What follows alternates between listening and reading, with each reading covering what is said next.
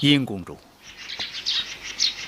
季伯，怎么不见皇公子啊？子歇躲在喜房里不肯出来，我也正着急呢。他要不来，如何行这一拜大礼？我亲自去请他。这样不妥，不合礼制。有何不妥啊？反正他早晚是我的夫君。公主，不合规矩。也好。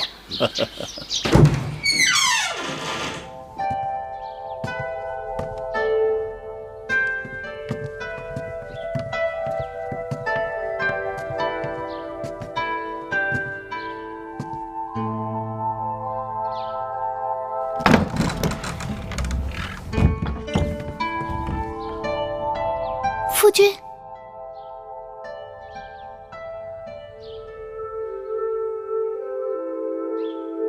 今日良辰美景，夫君为何背对着我？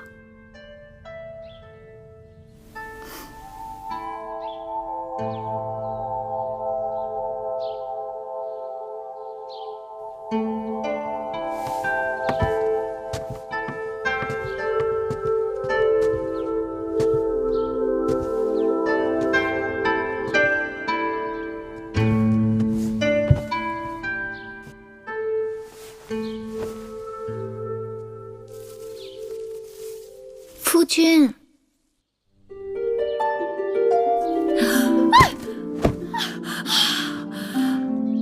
姑母怎的好糊涂啊，竟然叫侄儿夫君。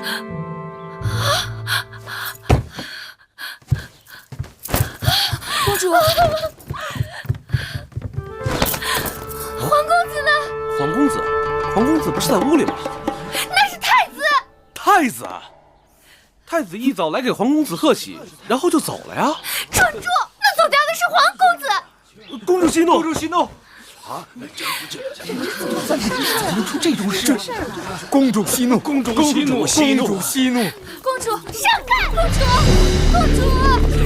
公主，怎么回事？拜。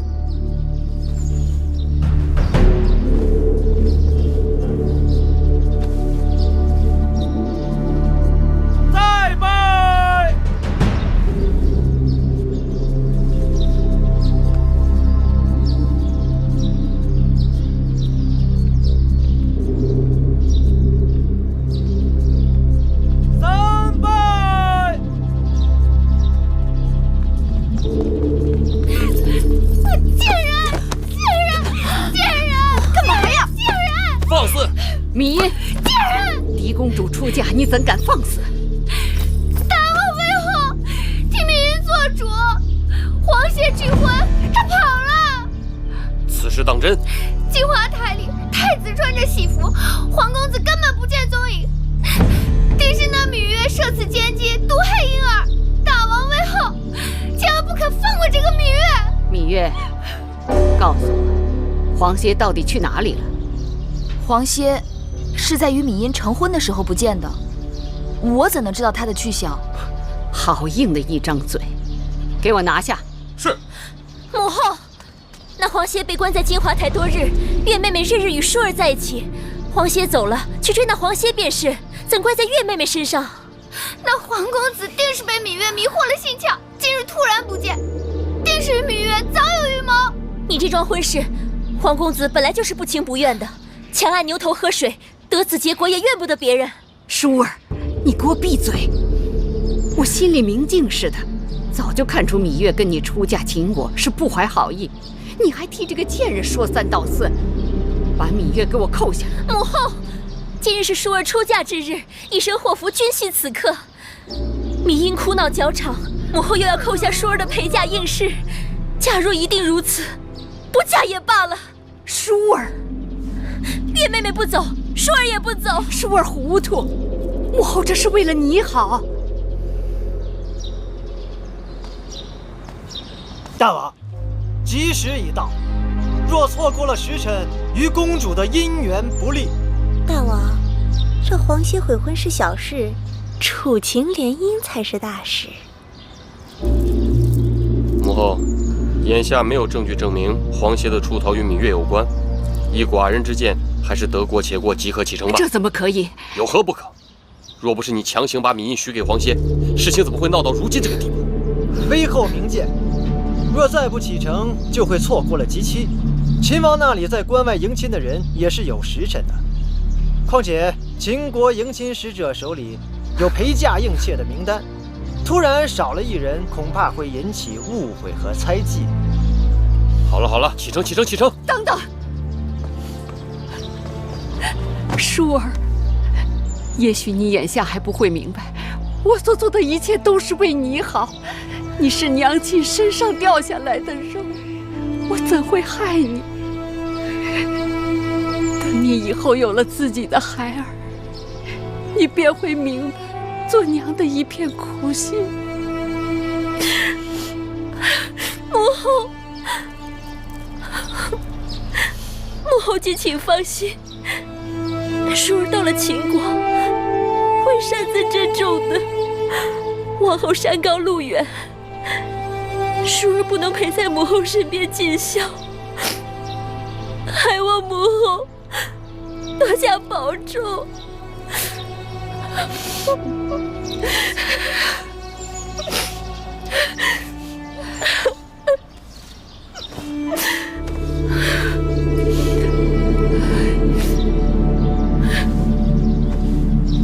吉时到，启程。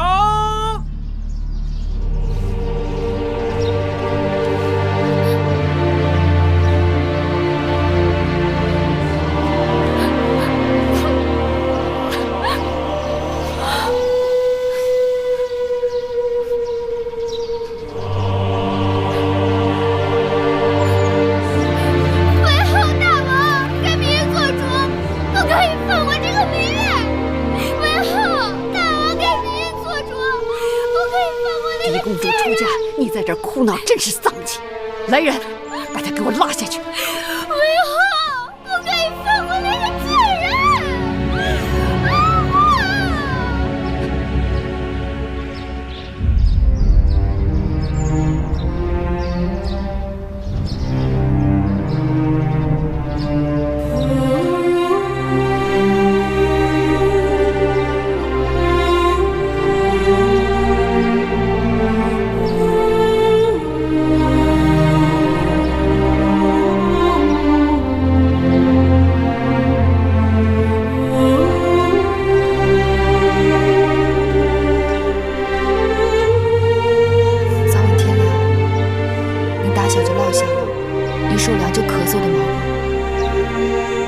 添衣裳，千万别受冻。放心，你和冉帝路上要保重，还有贵姑，不要太辛苦了。在宫里，无论遇到什么事情，你都要学会忍，千万要小心微后那边。只要熬到分封，有了你自己的立脚之地，一切就都好办了。等到分封之后，我一定想办法把你们都接回来。只是这一去，路途遥远，会有很多危险。还有我呢，谁要是敢欺负姐姐和魁姑，我就揍他。小冉是个男子汉了，遇到险境，我们会有办法的。眼下我们不得不分开，就是为了有一日，我们可以平平安安的团聚在一起。收到了，要不然到江边上船，天就要黑了。蓉蓉送姐姐出嫁。起来吧。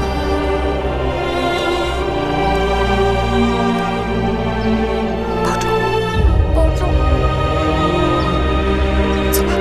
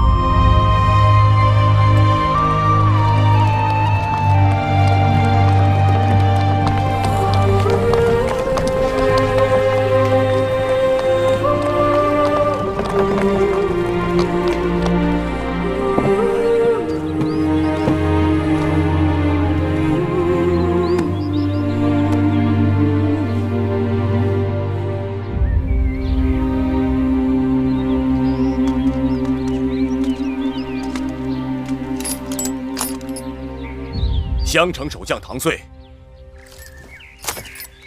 拜见舒公主。免礼。谢公主。这位是秦国的蒙敖将军，特来迎亲。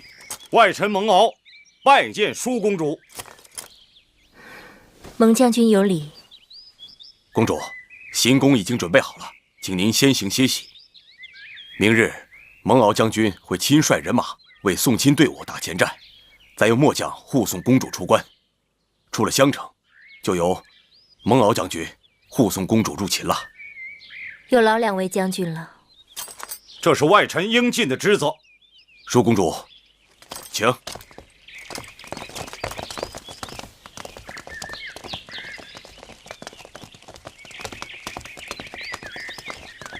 岳公主，小心脚下。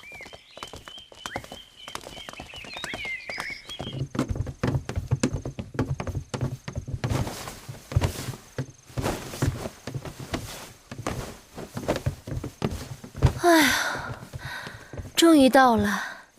晌午才从船上下来，接着又坐车，这会儿觉得房子都在打晃呢。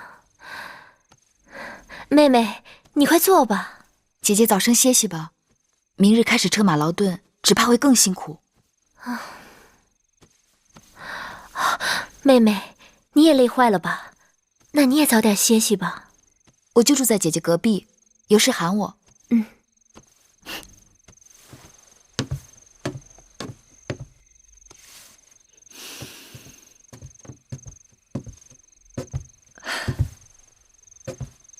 这孩子累坏了，一沾枕头就睡着了。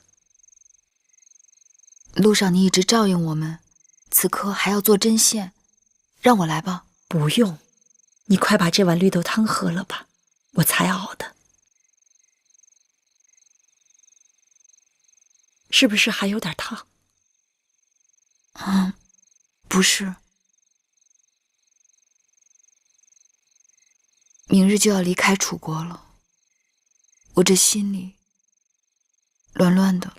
能顺顺当当的走到这儿，已经不容易了。虽说出了楚国，魏后的手就够不着了，但家也就此难回了。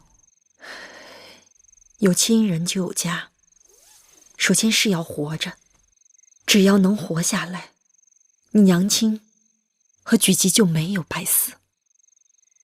等我们跟黄公子接上了头，就该将实情告诉舒公主，免得走得突然，让她伤心。姑姑说的是。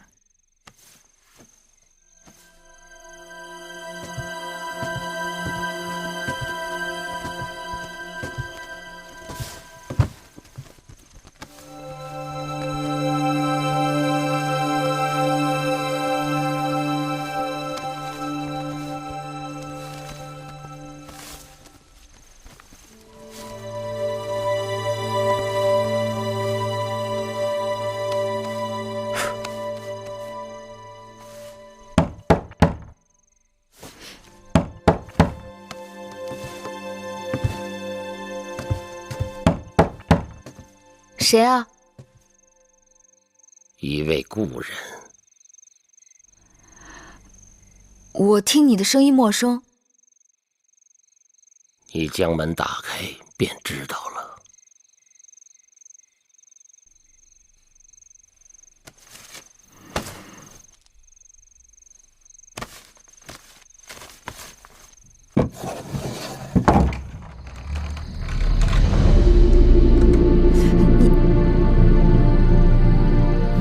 你谁啊？老夫没有猜错，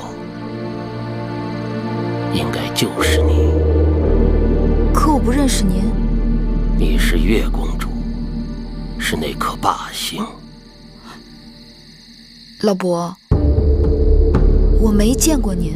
在下堂妹，襄城守将唐遂是在下的堂弟。16年前你还未出世，老夫就知道你了。你在说什么？当年老夫夜观天象，发现霸星出世，4府变6家乱，主天下大变。我将此事报告给大王，说霸星将要降生到楚宫。大王当时高兴得很呢，没想到生下来的却是你这个女娃娃。于是老夫被剜去了双眼，流放到了边关。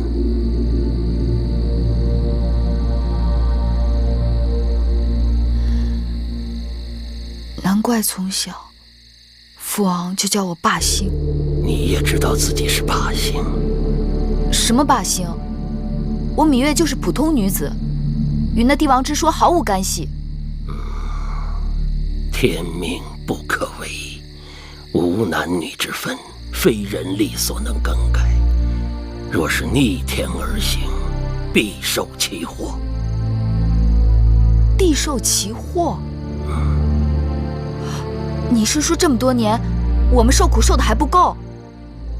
你可知道，我和我周围的人就因为这霸星之说而受牵连。老夫只是一件星象之事，根据星辰变化记录言说。就因为你的胡言乱语，害得我娘命运多舛，害得我跟我弟弟从小被人欺负。我们与你无冤无仇，你为何要多事？为何要与我们过不去？天将降大任于斯人也，必先苦其心志，劳其筋骨，饿其体肤，空乏其身，幸福好了好了，其所你走吧。你再不走，我要喊人了。晚了，走不了了。老伯，老伯。老伯，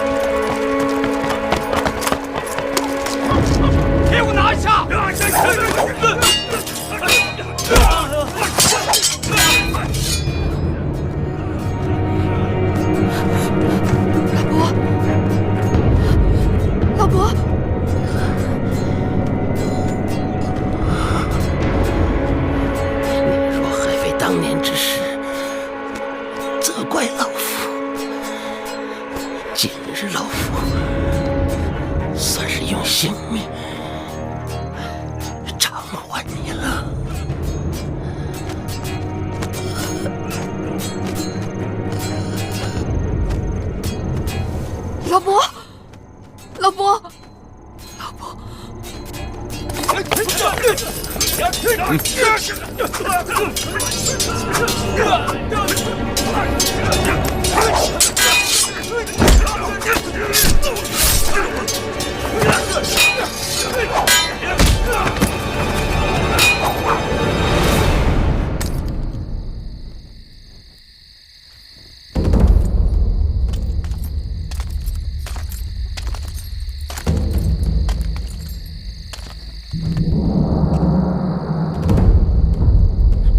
大胆狂徒！慢！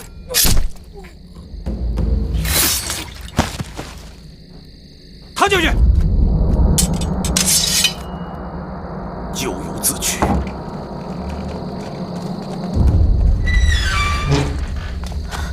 月儿，姐姐，怎么了？唐将军，出什么事了？林公主，两个大逆不道的小贼惊扰贵人们歇息。现末将已将其诛灭，望舒公主恕罪。堂妹老伯，可是唐将军的堂兄？不错。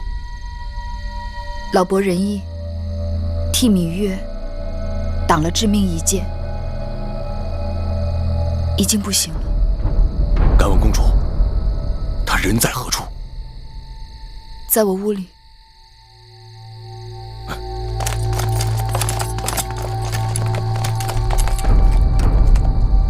这门外不是有侍卫把守吗？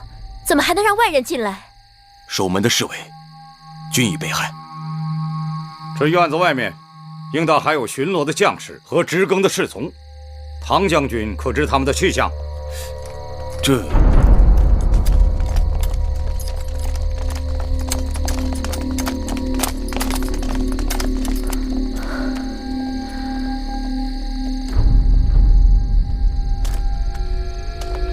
末将失职，明日一定仔细查处，严惩不贷。好了，你们都下去吧。夜已深了，明日还要赶路呢。是。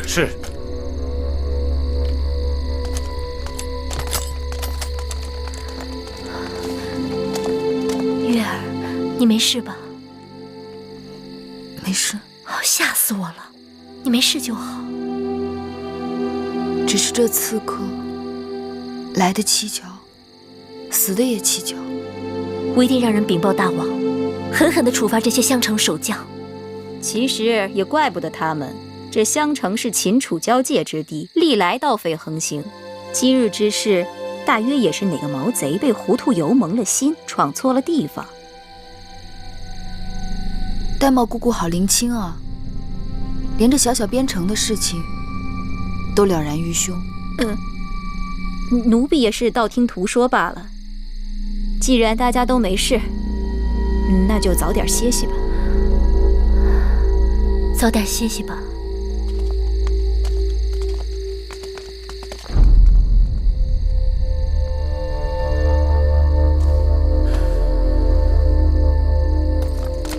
唐将军，你还是警醒点好。这下半夜要是再出什么差池，你我的脑袋可就保不住了。这是当然。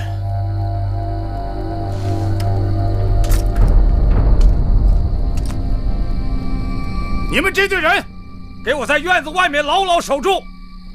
要是再出半点差池，本将军绝不轻饶。是。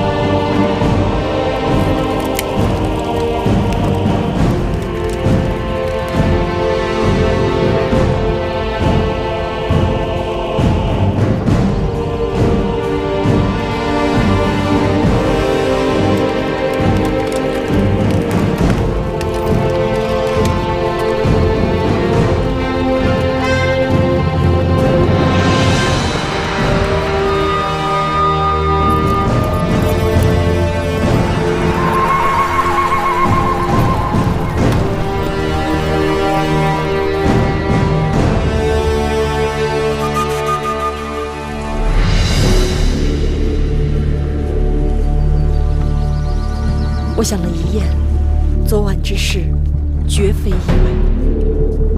我心里有数，那堂妹突然上门，只怕就是好心来报信呢。难道还是韦后？是他，也可能是别人。这可怎么是好？原以为一切都可以结束了，可现今……我只好盼着赶快到武关，到了那儿就有着落了。黄公子，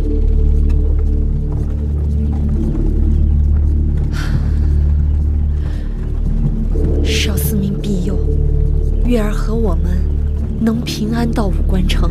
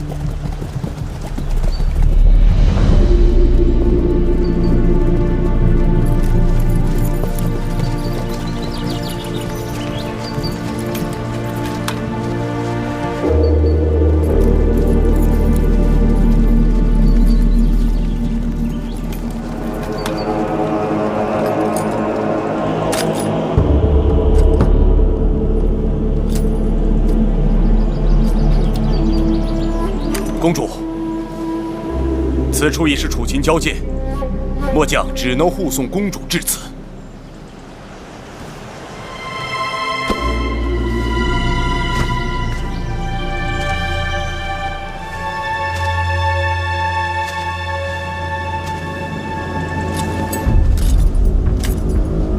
请公主擅自珍重，一路安泰。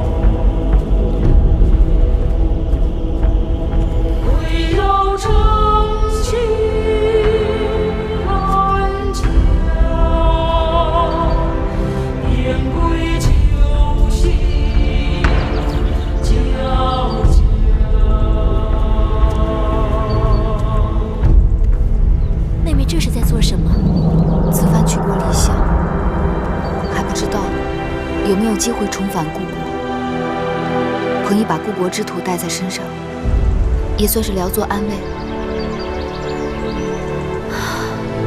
是啊，谁是家乡好，越是故乡美。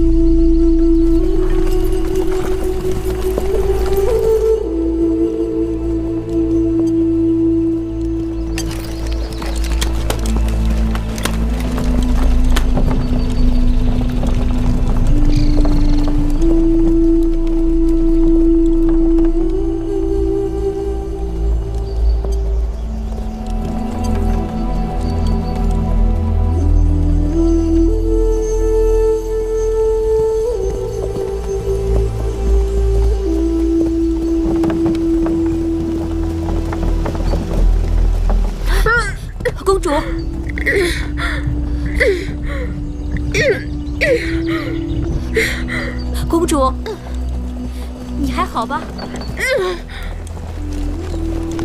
你怎么样？停车！停车！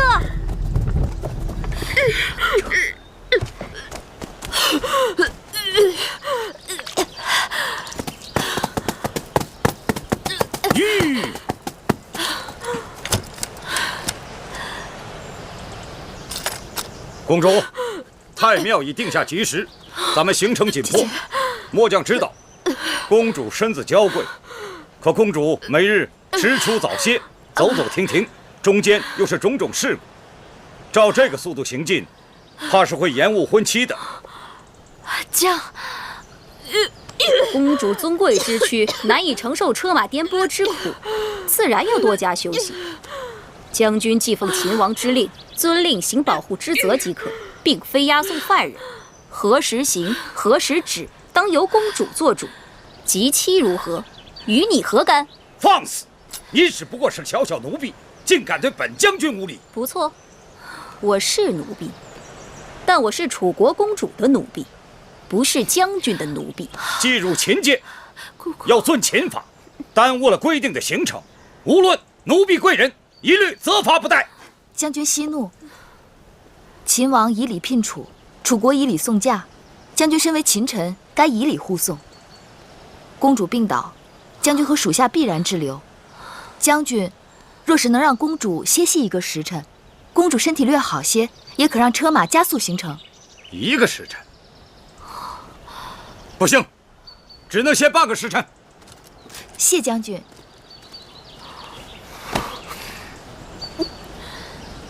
姐姐，喝口水吧。这水是必须喝的。荒原之中，水是救命的神仙。不，我怕喝下去，一会儿又吐出来。与其如此，不如不喝。姐姐，入秦多日，你不是吃不下东西，就是把吃的东西全都吐了出来。若是这样下去，身体会吃不消的。公主受的苦你都看到了，且不说送来的膳食粗劣，用膳的时候竟然仍在行进中，人坐在马车里颠得七荤八素，还没吃一口就吐出来了，这哪里是迎亲啊，分明是折磨人。这里不是我们楚国王宫，身边也不是我们楚国臣子，荒郊野外，缺衣少食是难免的。千里迢迢，吃不下也得吃一些。身子是姐姐自己的，损伤了无人可抵偿。出嫁前只知道这一路曲折遥远，谁料会如此艰辛。还有那个蒙敖将军，更是可恶，完全不把我们放在眼中。蒙敖将军是粗人，行武严整，只怕他有他的难处。再有难处，也该知道自己的身份。舒公主是王后，是主子。若在楚国，她如此叫嚣，脑袋早就搬家了。过2日就到武关了，再忍一忍吧。奴婢能忍，公主如何忍？一入秦地，就黄沙漫天，西风凄凉，稍一露头，身上嘴里全是沙子。这一路上，连个驿站都没有，晚上只能睡臭烘烘的羊毛帐篷。你问问公主，入秦的这些日子，公主有多少天没梳洗了？那段时间坐船，我以为会是最难熬，如今想来，就如同仙宫一样。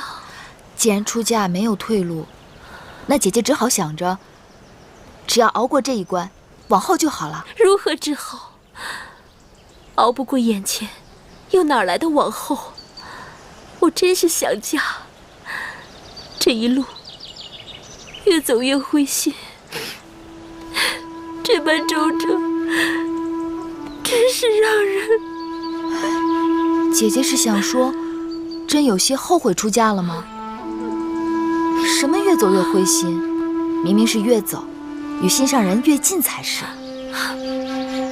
哪来的心上人啊？进入秦国这些日子，姐姐可听说过秦国4塞？武关、函谷关、萧关、大散关。武关城是秦楚边塞第1城，秦王就是从这里出关，进入大楚，去向姐姐求亲的。妹妹提起秦王求亲，真是恍如隔世。到了武关就有驿站，站站相连，一路平坦大道直通咸阳。到那时，姐姐就可以好好歇息，调理身体啦。妹妹也想早早到武关，对吧？当然。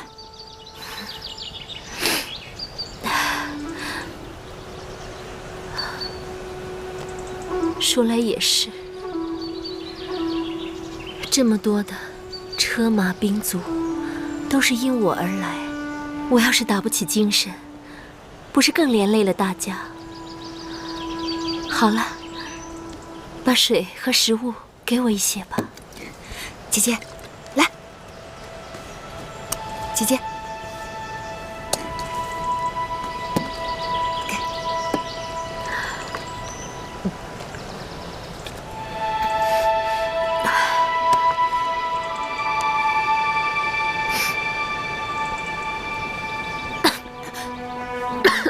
姐姐，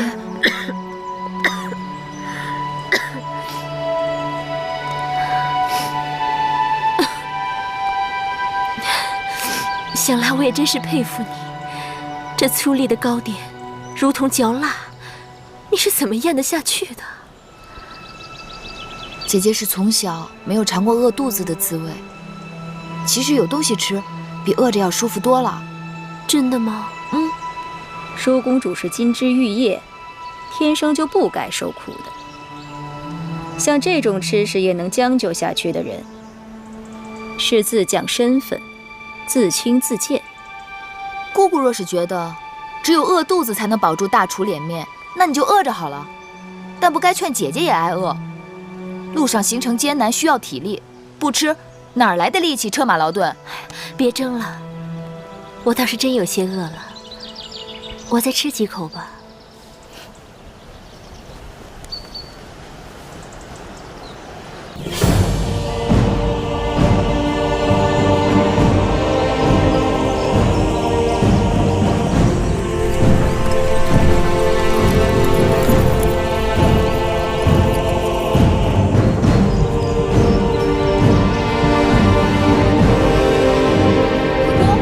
武关城到了。总算到武关了。我看看，我看看。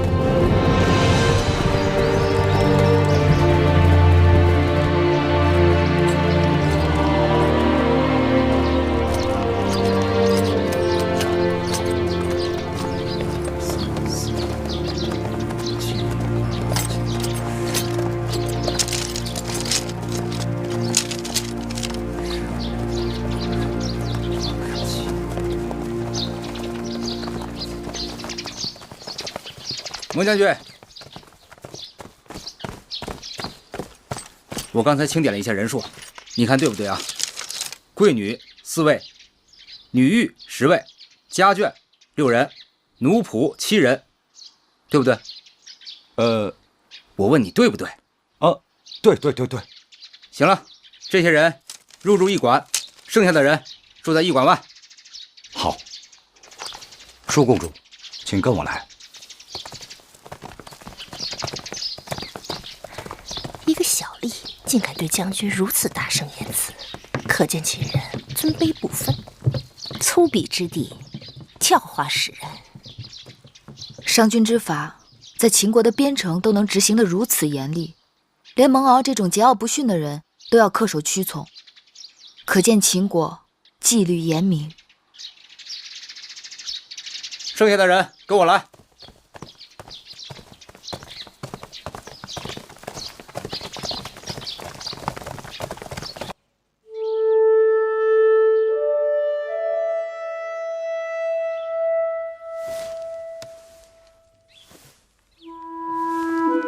女一志，姐姐怎么样了？此刻大家都是一样的，无非是几日水米不曾下肚，吃的没有吐得多。若能喝上几日米汤调理肠胃，再吃些肉糜补益身体即可。只是舒公主正在发烧，若医治不好，便会转成重症或危及性命。那怎么办啊？我先为公主行针砭之术，再开个方子，连吃5日，或可缓解。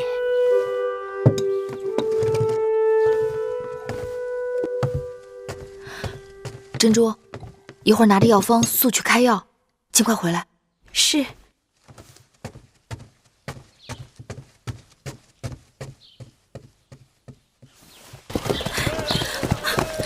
珍珠，公主，药可买到了？没有，奴婢出门走了好久才看见一家药铺。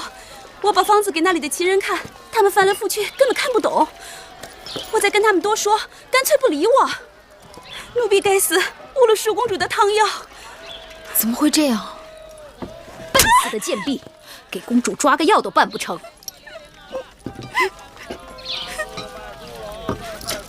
哎呀，我竟然忘了，这十里不同音，百里不同俗的，这到了秦国，自然是用秦国文字。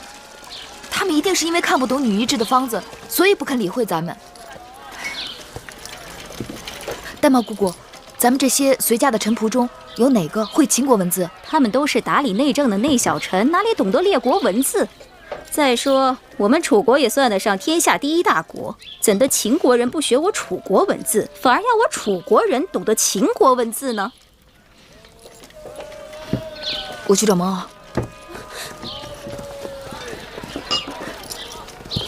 蒙某是甲士，负责护送楚国公主到我大秦国都，遵行的是保护职责。至于其他的事情，自然是由贵国公主自己做主。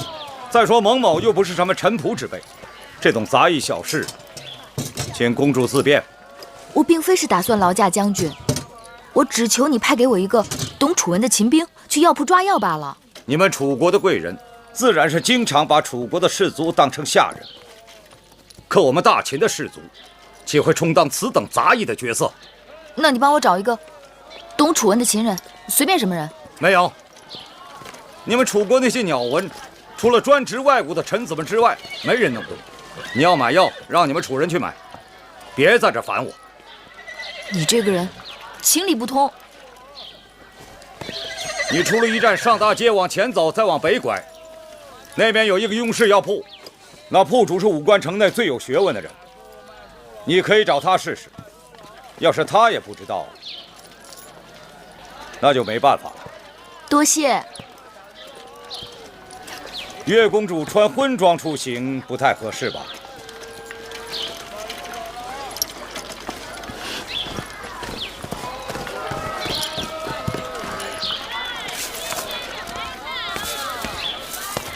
敢问先生，此处可是雍氏药铺？正是正是，老朽便是这雍氏药铺的掌柜。先生，可识得上面的字？识得识得。请先生按方抓药。好好好。麻黄、桂枝、生姜。哎，不对呀，你这药方哪里来的？怎么了？你这药方用量有差错，我不能给你抓这个药。哎，我这药方是女医开的，医术高明，不会有误。我就不够高明吗？啊，我说不对就不对，你赶紧走吧。我这是救命的药，你怎么可以这样？什么药不救命啊？你这药方用量有差错，你这是害人。你快走吧，找开方的人再问一问。啊，公子。在下雍瑞，雍氏药铺的主人，敢问何事惹得贵人烦恼？听说先生见闻广博，无所不知，这是我的药方，劳烦您看看，为何你家掌柜硬说这用量有误？这药方上写的是鸟传，贵人可是来自楚国？正是。不知道为什么这位先生不肯接我的药方。贵人可知，这秦楚两地虽然接壤，但不仅文字各异，就连这度量之衡器也是不同。我这老仆虽然识得药方上的药名，但因为分量上与我们的惯常有差异，怕是搞错误人性命，所以不敢接此药方。原来如此。好在昔年本人也曾游学楚国，对楚国的鸟传略知一二，知道楚国的计量方法与秦国的不同。这药就由我来抓吧。有劳先生了。您的药包好了。多谢先生。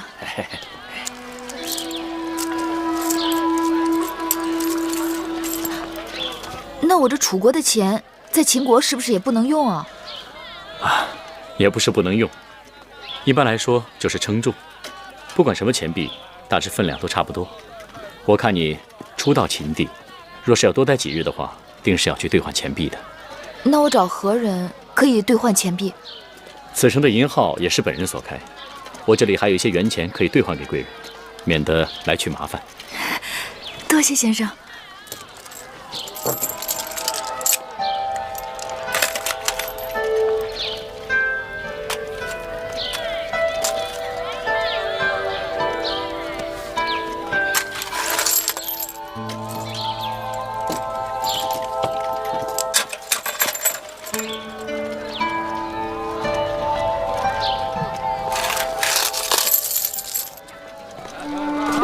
今日若非先生相助，这药就抓不成了。大恩不言谢，若日后有机会，定当报答。举手之劳，人皆可为，岂敢当一声恩与谢？在下今日也不过是凑巧到此，能为贵人效劳，是在下的荣幸。先生姓雍，这一路往南下去是上庸，莫非您是雍国后人？雍国处于秦楚夹缝之间，早已亡国，国土被秦楚瓜分。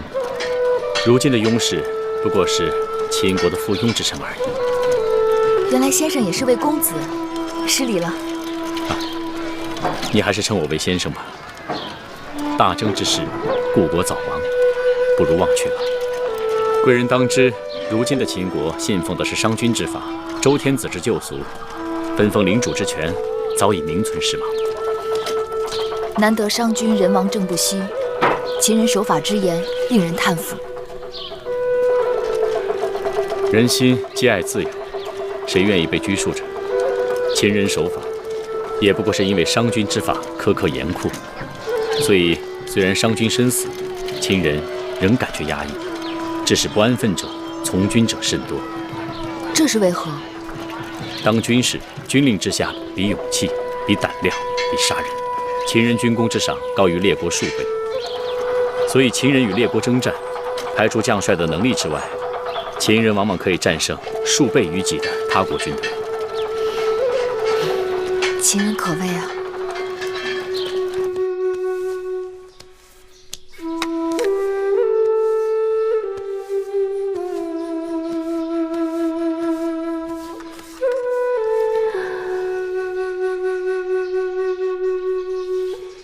听说妹妹出门去了，还以为你我就此难见了。姐姐何出此言？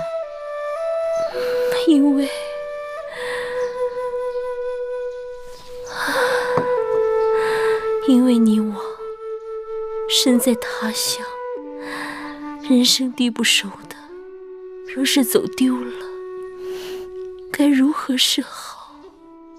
姐姐多虑了，我又不是小孩子，说丢就能丢。只是太辛苦你了。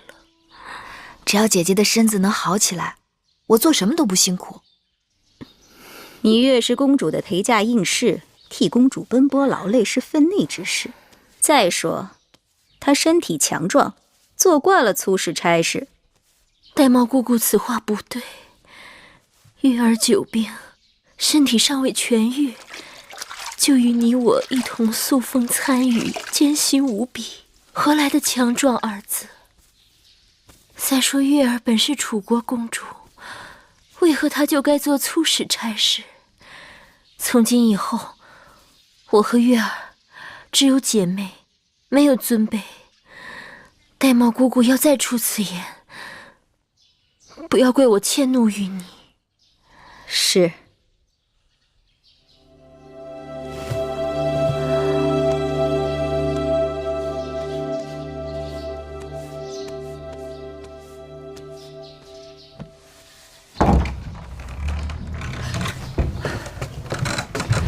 你总算回来了。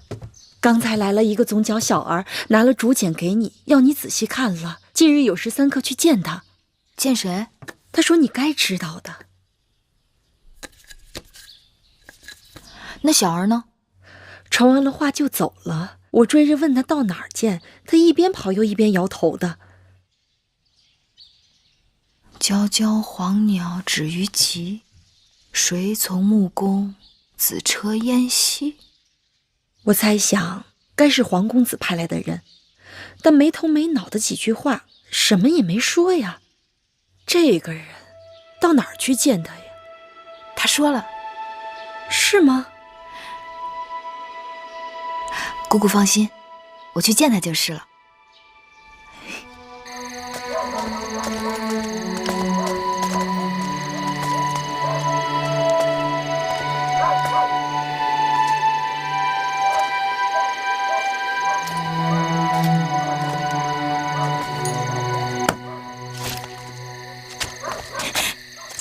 月儿，刚才我还在担心，我怕我让别人传话说的含糊，万一你要是没听懂，可麻烦了。哪里含糊了？你明明交代的清清楚楚。皎皎黄鸟止于极，极枣树，有时3刻，在大枣树下见。可是你怎么知道就是这棵枣树呢？你既然约在傍晚时分，定不会让我孤身往远处去。我向驿馆的杂役打听了这附近最大的枣树，自然就找到这儿了。傻笑什么呀？天结地灵，我黄仙能遇到如此聪慧的女子，是几世修来的福分。你死里逃生，还这般有嘴。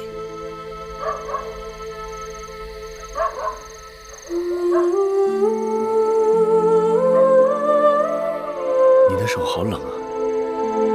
我不冷。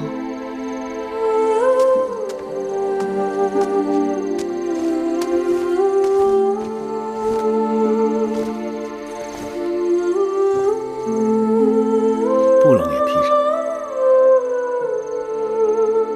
迎亲的人马刚刚到武关，他们定要休整几日。既然奎国和小冉也出来了，正好咱们一起走。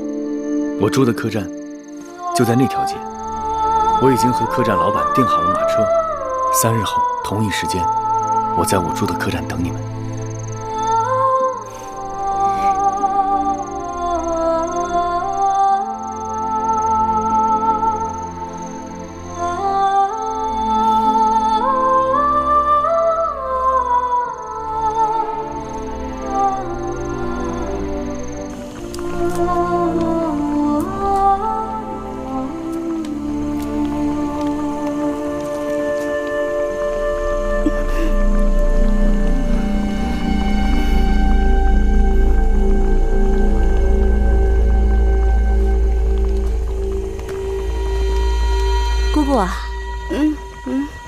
姑姑这几日辛苦了，你回去歇一会儿。锅里的东西我替你看着。这个不行。为何不行？这是为舒公主熬的肉糜，一夜不可熄火的。我心里有数，我在这值夜盯着柴火。你呢，回去睡2、3个时辰再过来，绝不会误事。这，你只管放心吧，我会仔细看着。那就拜托你了。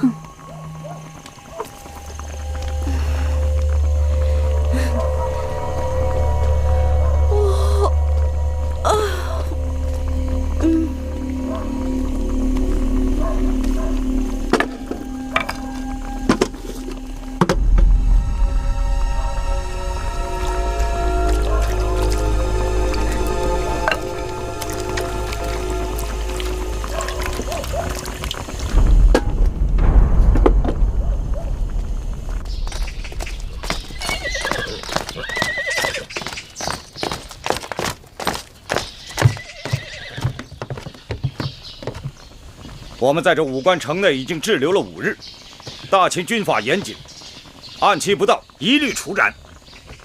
月公主，近日末将在此，请舒公主2日后务必上路。将军可知，公主病得不轻，你若逼着她2日后上路，那便是要了她的性命。吉期不能耽误，2日后无论生死都要启程。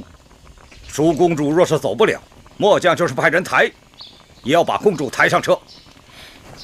你们为何不派快马给秦王报信，告诉他人命关天，务必更改吉期？若要硬抬舒公主上路，你先杀了我好了。你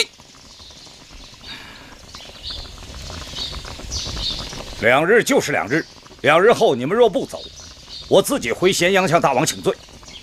至于你们的安全，恕不负责。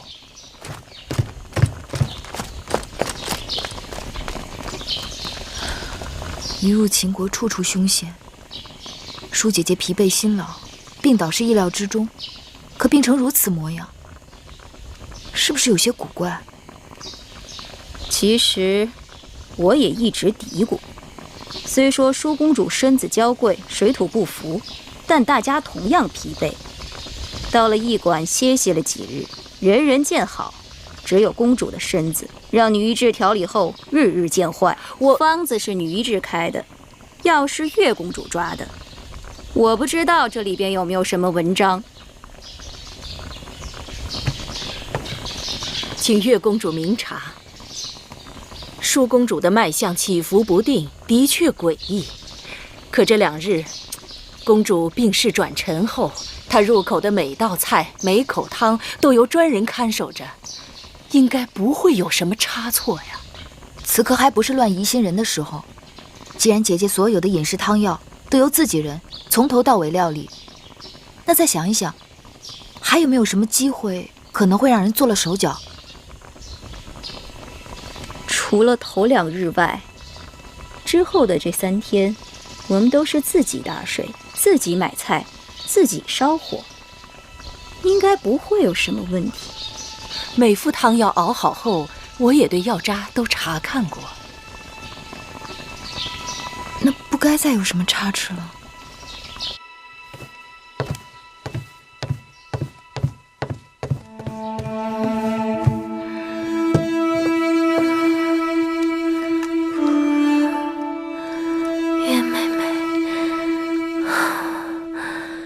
我是不是要死了？你净瞎说！你就是水土不服，调养几日就会好起来的。我自己的身子，我心里清楚，我从没有这么难受过。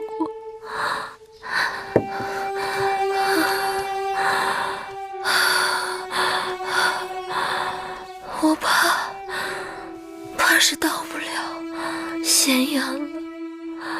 别瞎说，吃了药就会好起来的。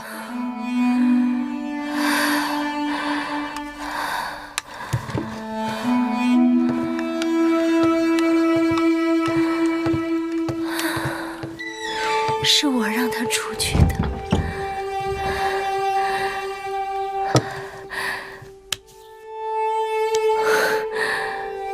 我有话跟你说，妹妹这一路跟着我，吃了好多苦，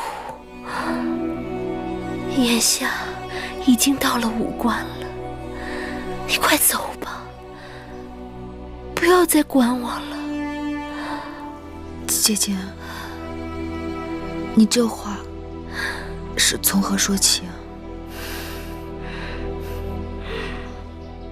不用瞒我，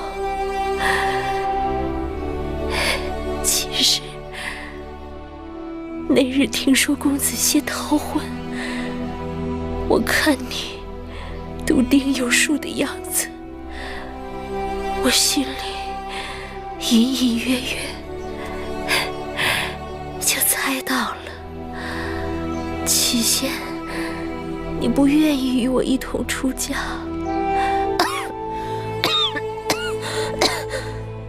后又自请陪嫁秦国，定是事出有因，对吗？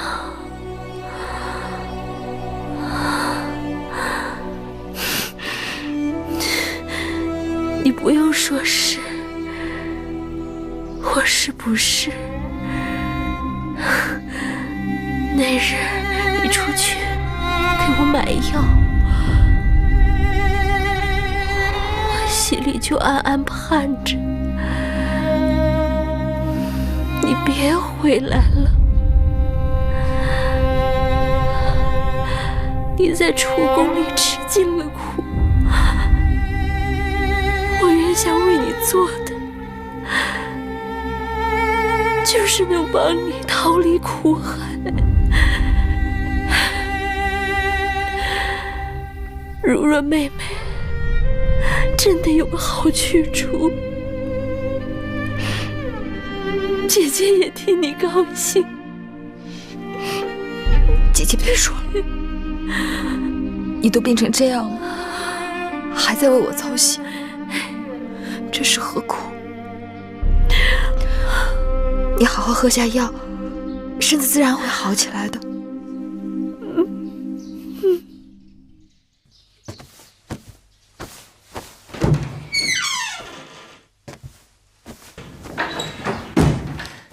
玉儿，姐姐，姐姐，我们什么时候可以走？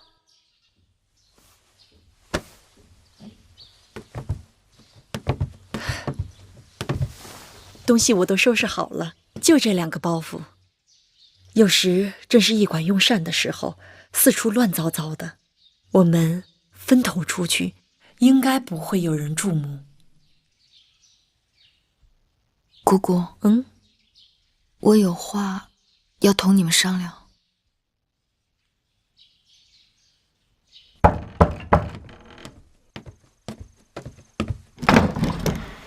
月儿，你怎么提前来了？快进来。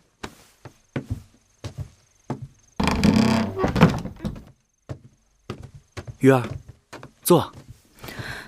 子歇，我恐怕不能马上与你走了。出什么事儿了？舒姐姐病情凶险，我若甩手走了，她定是凶多吉少。姐姐眼下身边最需要亲人照顾，我想，我应当守在她身边，把她送到咸阳。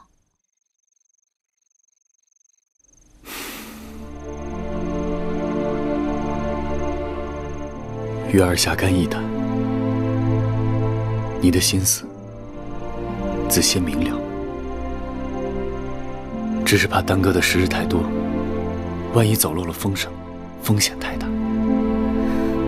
毛敖将军坚持2日后启程，眼下只能走一步看一步了。等把舒姐姐送到咸阳，月儿就可同魁姑、同小冉与你远走高飞了。既然月儿的心意已定，我依你就是。将来咱们一起到了咸阳，再做长远打算吧。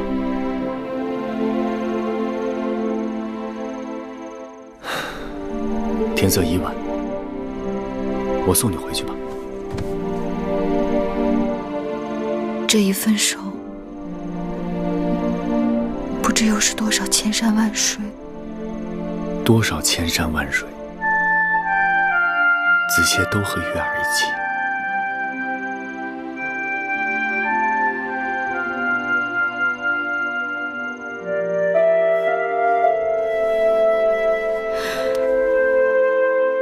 月儿愿意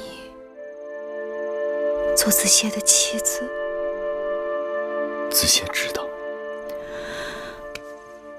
月儿愿意这一刻就做子歇的妻子。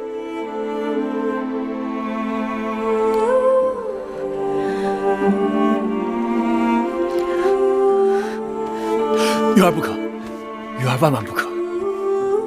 子歇视月儿为珍宝，你我只有行过6礼，明媒正娶后，才可结为夫妻。子歇愿意等到迎你入洞房的那一天，那一刻。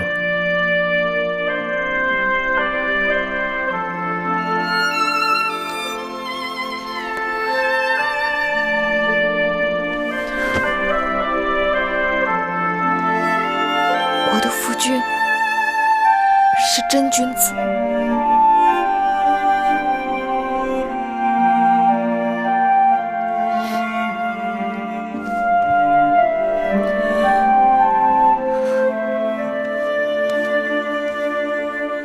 这香囊本来就是为你做的，一直不得功夫给你，望你带在身边，看到它就像看到月儿似的。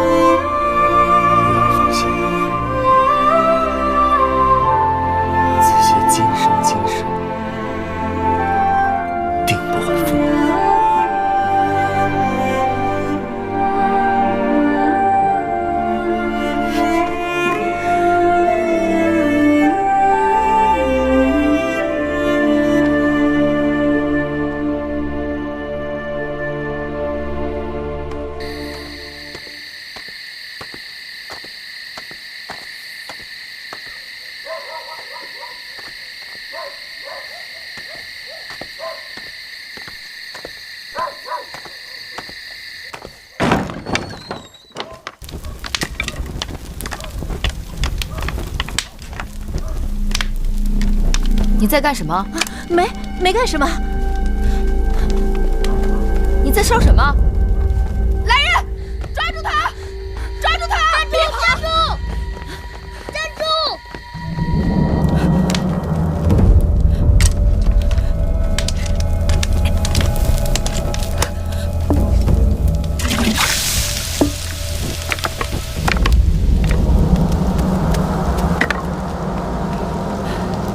抓到没有？天打黑，给他跑了。但他也没占着便宜，我在他手上狠狠咬了一口。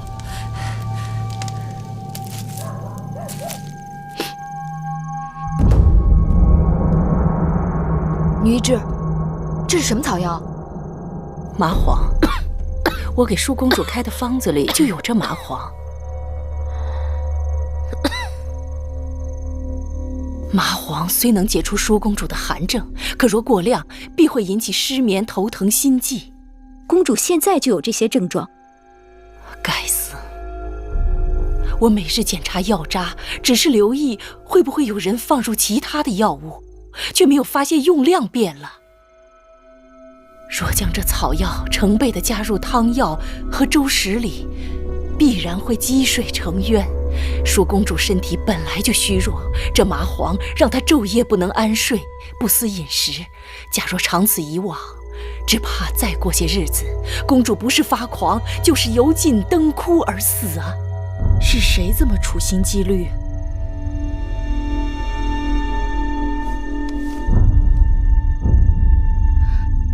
这方巾不像是寻常人家用的东西，倒像是宫里头的。不用说了，定是秦宫里的人想要害公主。这舒姐姐是秦王迎娶的新王后，人还未到咸阳，怎么就与人结仇了？奴婢猜测，幕后指使之人会不会是秦国的魏夫人？魏夫人？魏夫人是谁？魏后跟奴婢说过，秦国的魏夫人是秦王前王后的妹妹。这些年来，宫中事务由她执掌，她的独子公子华，也是众人眼中未来的太子。秦王迎娶姐姐，难道碍了魏夫人什么事？若真是那魏夫人，她可太狠毒了。姐姐，快躺下，躺下。她从未见过我的面，却想要了我的命。只可惜，我们没有抓到那雏鸟，不然到了咸阳，人证物证俱全，姐姐便可向秦王据理力争，拿他们问罪。可我们没抓着那个雏鸟，会不会打草惊蛇？那边并不摸我们的底，恐怕还不至于。你们都先下去吧，有月儿陪我就好了。是。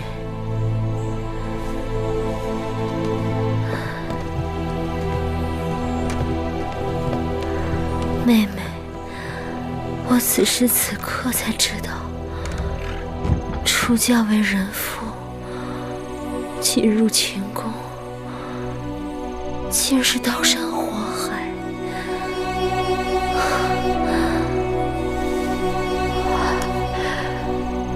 我前几日跟你说的那番话，并非混热之言。一来，我是知道自己时日不多，身边就只有你是我的亲人。二来，我也知道妹妹的难处，你我姐妹一场，说不定到最后连个辞别的机会都没有。更何况今日之事，更是让我心灰意冷。我连自己的性命都保不住，你跟着我，只会继续吃苦。姐姐莫把前程看得太淡了。这次害你之人能得手，只缘他们精心策划，而我们毫无防备，加之秦王远在咸阳，鞭长莫及。等姐姐安全进了秦宫，有秦王的庇护，一切就都会不一样了。只怕你要不在我身边，我恐怕自己会少了许多主见。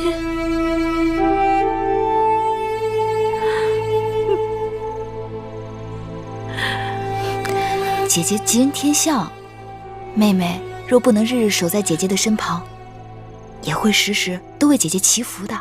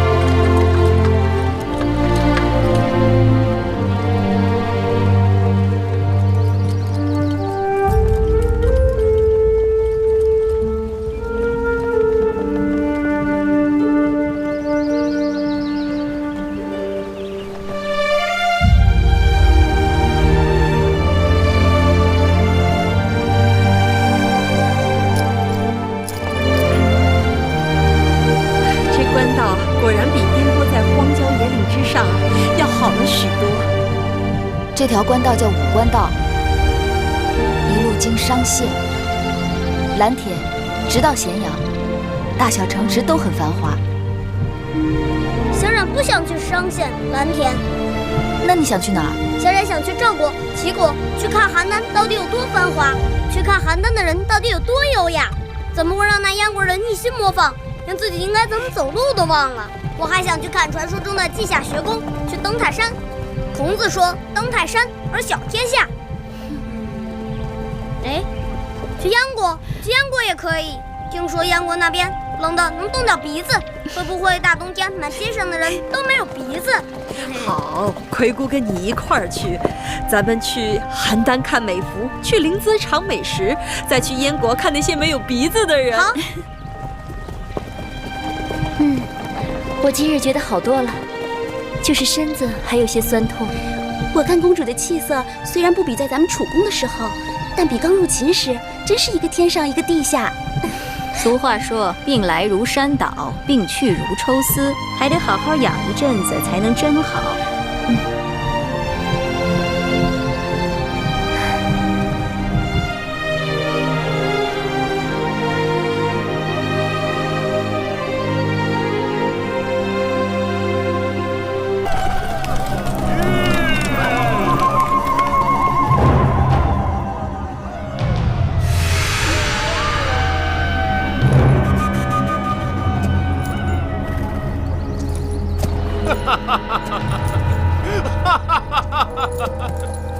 好家伙，这么多人，真是浩浩荡荡啊！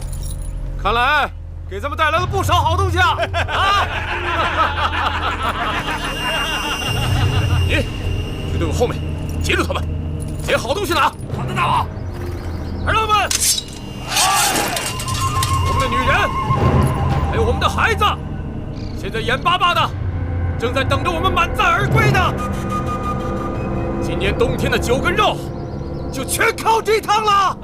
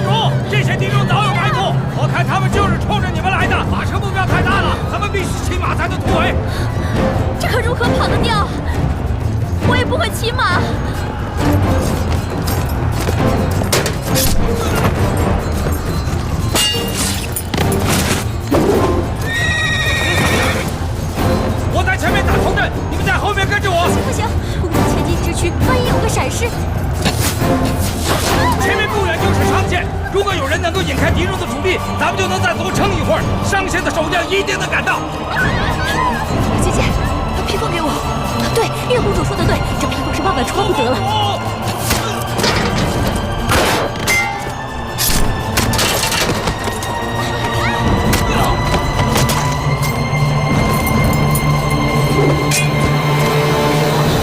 给我，我姓叶儿，那样太危险了。眼下我们都被困在这儿，可他们并不认识你，那是别的，大约就是这件披风了。我去把他们引开。一人为己，总比大家设想要强。把披风给奴婢，好歹是一个人的性命，就由奴婢去吧。刀剑无情，小冉眼下是我唯一担心的人。我把小冉托付给姑姑，千万要好生照顾她。不，月，给我公主，如果你有事，所有人都活不成了。默家看，月公主的主意不妨一试啊！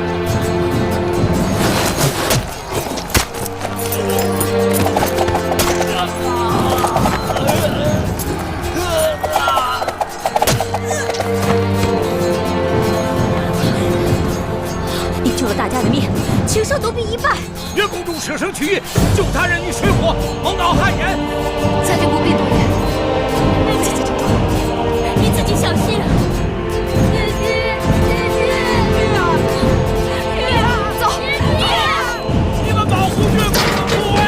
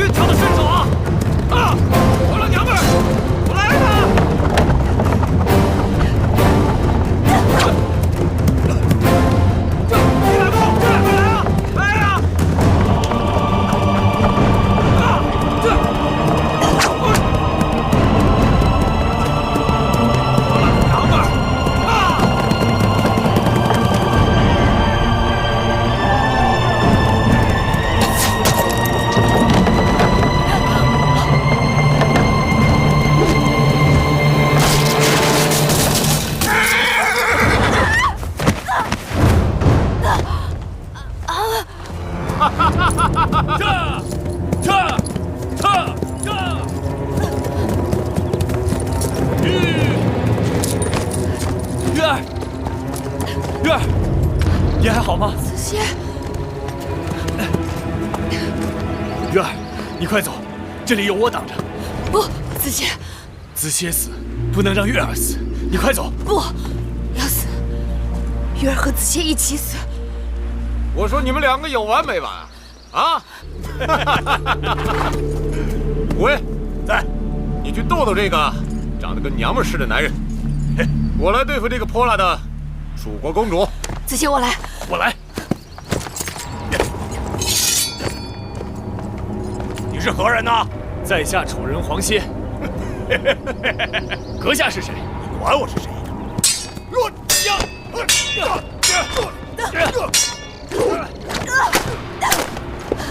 子熙小心！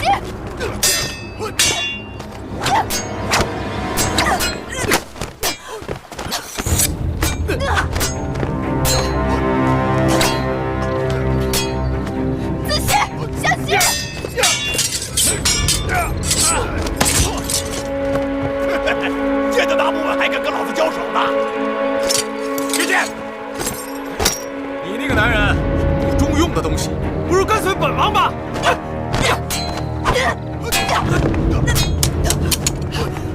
子熙，放开我！看看，小白脸是怎么死的？哪是我们的对手？别吵了！子熙，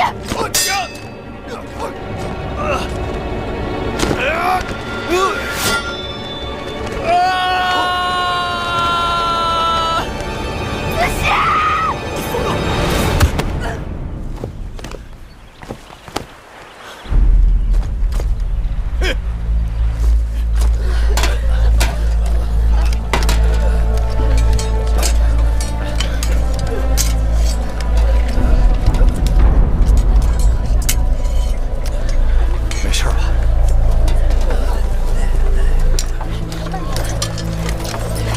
怎么样？不行了。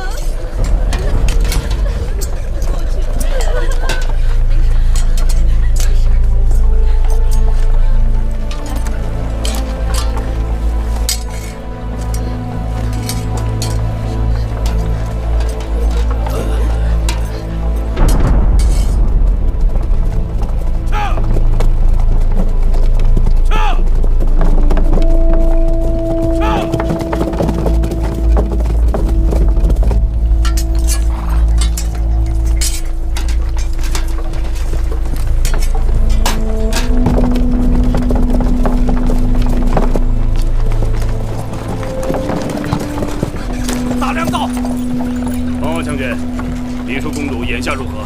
安然无恙。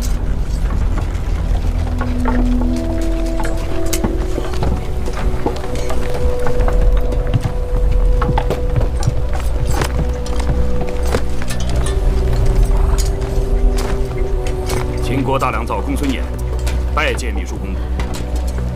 公主，公孙衍救驾来迟。大良造，月公主，月公主带人去引开了敌戎，先不知去向，怕是凶多吉少，还望大良造能够快派人去救他。原来如此，叔公主请放心，微臣马上派人去寻找公主。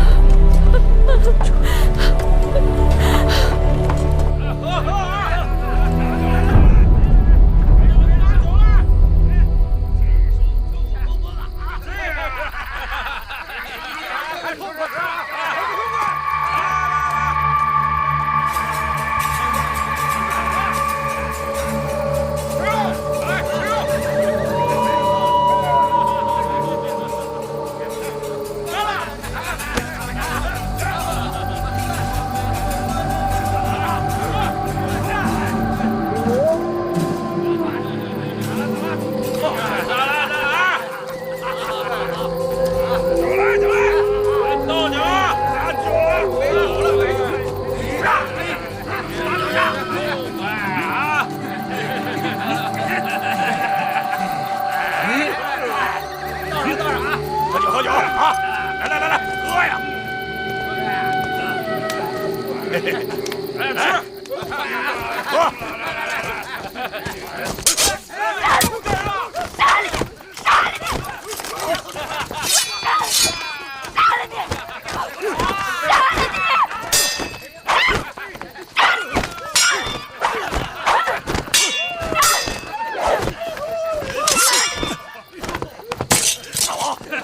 住手！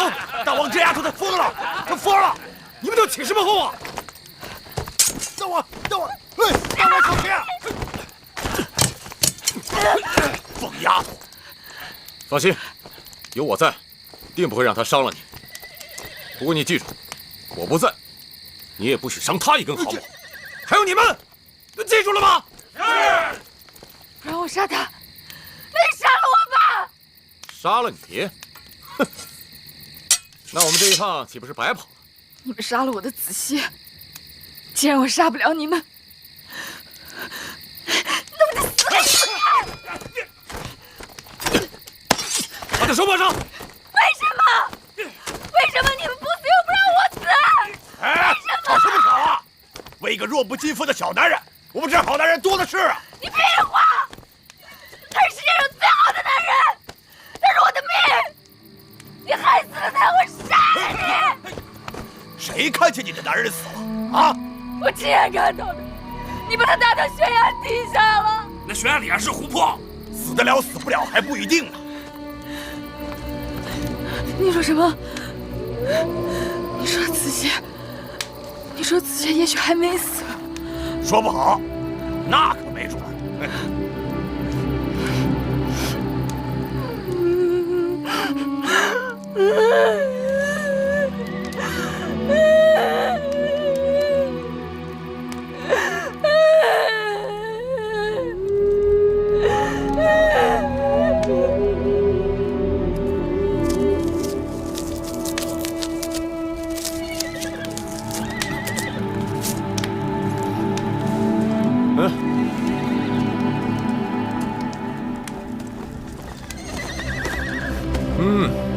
真香！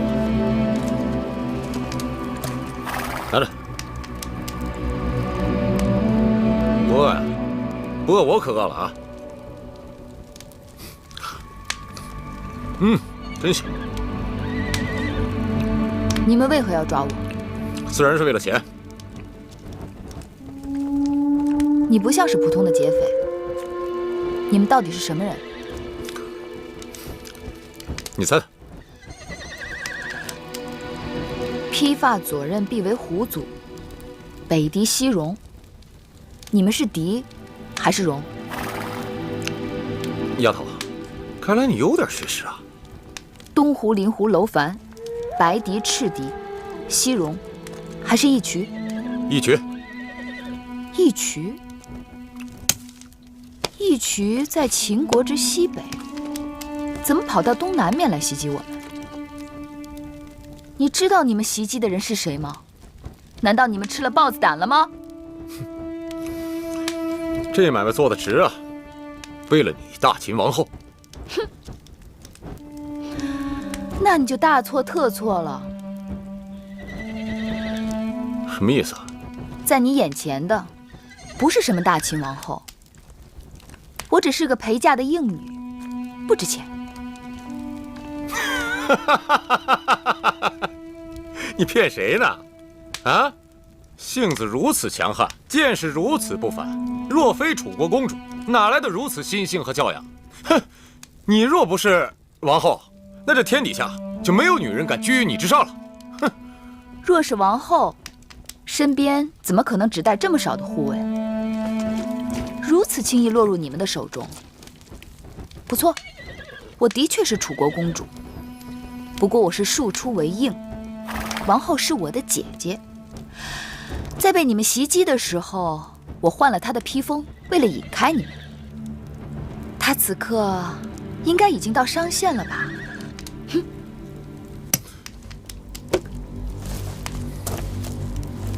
你果真不是狄公主？当然不是。抓你的时候我就起过疑心，如果你是嫁于秦王的新王后，哪会跑来这么一个小男人为你拼命？哼！你的买卖亏本了。这王后的妹妹，多少也值几个钱吧，就是赚多赚少的事儿。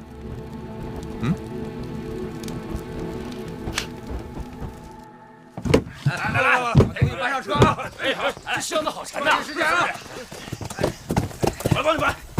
来，这边。这下好了啊！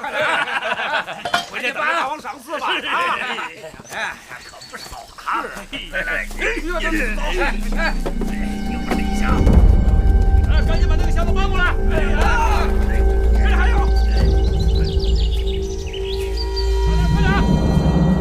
快点！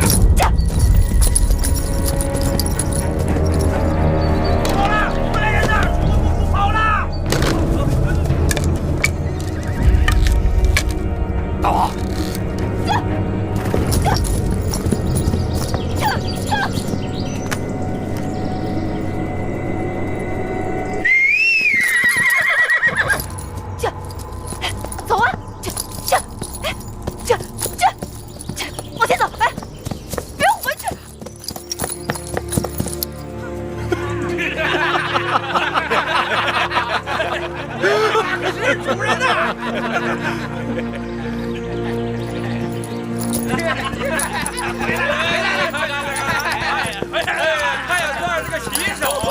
一群的马可不是随便跟人走的。就是啊。都算了吧。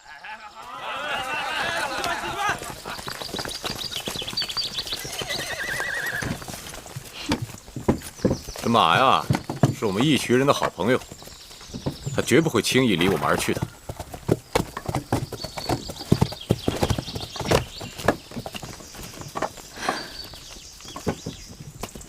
既然你这么喜欢黑子，那我就把它给你骑吧。但是记住啊，你不能用鞭子抽它，更不能猛勒缰绳。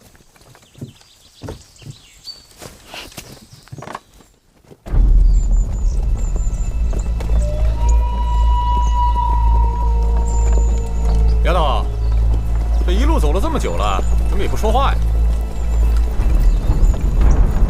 有心事啊？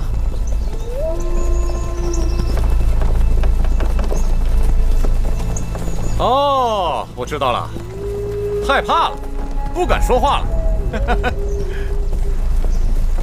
大王，大王，大王，前面就是大三关隘口了，不知道秦人会不会因为迎亲队伍被劫，不让我们过关呢？别担心，他们的耳目应该没那么灵光。再说了，我们带了那么多好东西，不用跟他们硬拼，我自有办法。这就是过关的符节，拿给他们看。好，去吧。哈。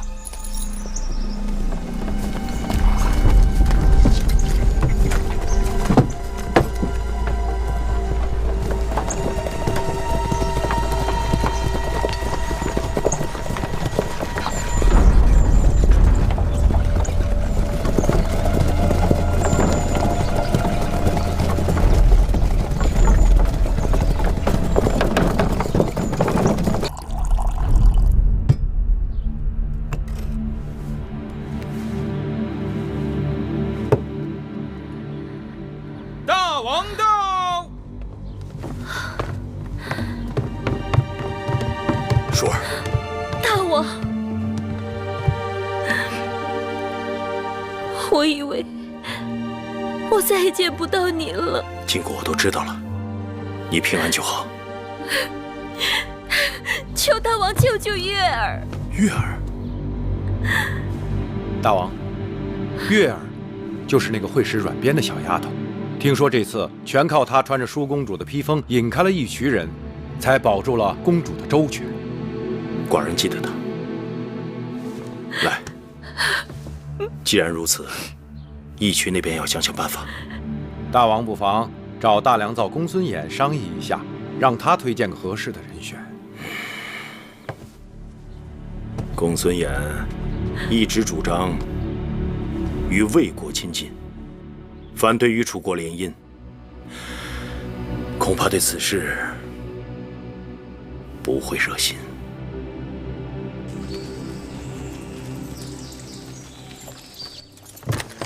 大王，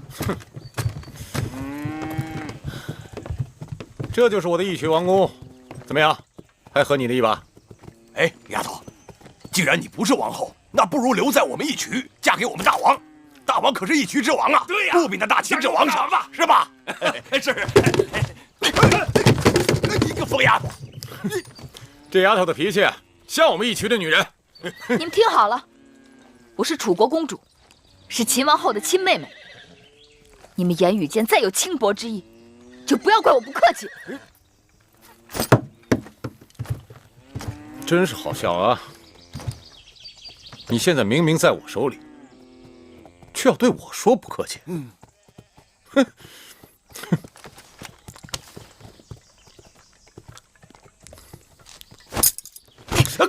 大王，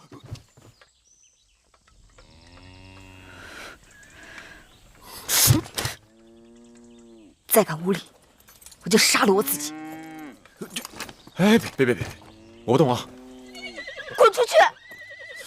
你这是何苦呢？我不就是把你抓回来了吗？我又没对你怎么样，你干嘛要杀我？又要死给我看？你们把我的子谢打下了悬崖，我即使杀了你们，也不能解我的心头之恨。我有机会便要杀了你们。我若是杀不了你们，我就随他一起去。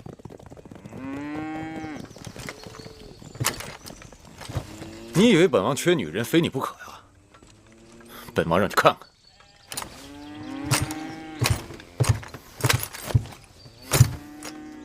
来。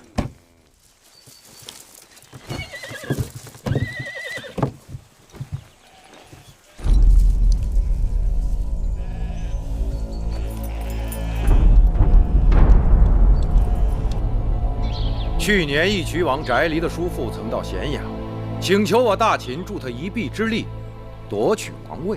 大王没有允诺。照理说，那义渠王是得了大王偌大的好处的，理应知恩图报，怎会突然起意劫持新王后的迎亲队伍？此事的确有些蹊跷。父王，那些狄戎之辈如此蛮横无理，儿臣愿带兵前往征剿。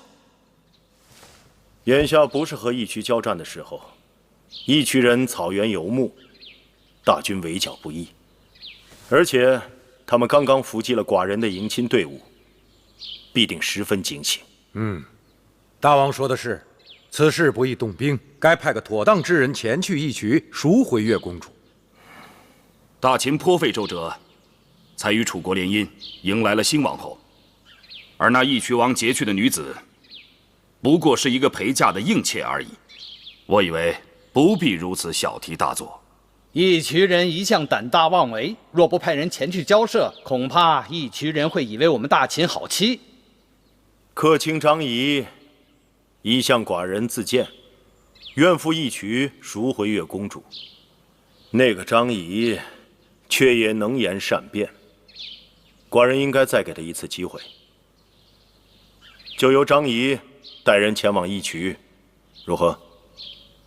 只是张仪初来乍到，人地两生，若是……那就加个熟悉当地情形的人跟他去吧。据寡人所知，雍瑞曾经见过那义渠人，就派他去，再合适不过了。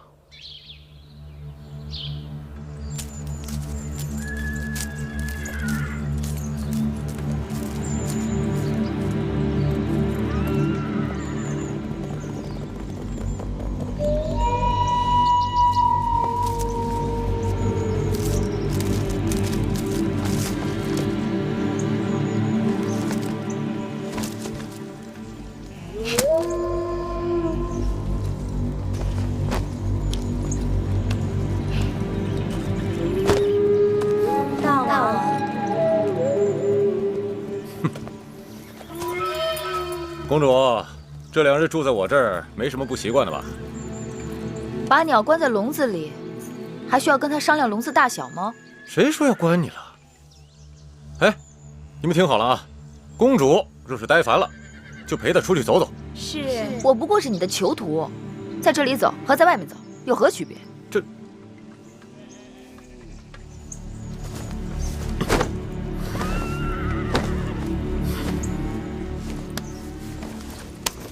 你看，我的手下把你当成贵客，以礼相待，这你就算真是个狄公主嫁到秦国做王后，也不过如此。可笑！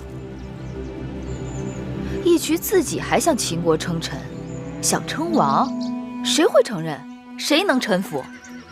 知道的还不少啊。没错，1年之前我父王去世，部族内乱，秦国趁机来袭，我们不得已才称臣。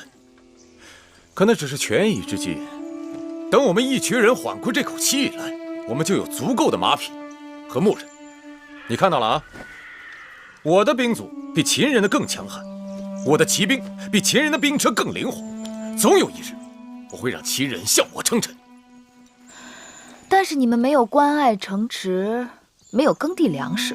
我们义渠人是草原之子，天苍苍，野茫茫，何必有什么关隘城池呢？唉。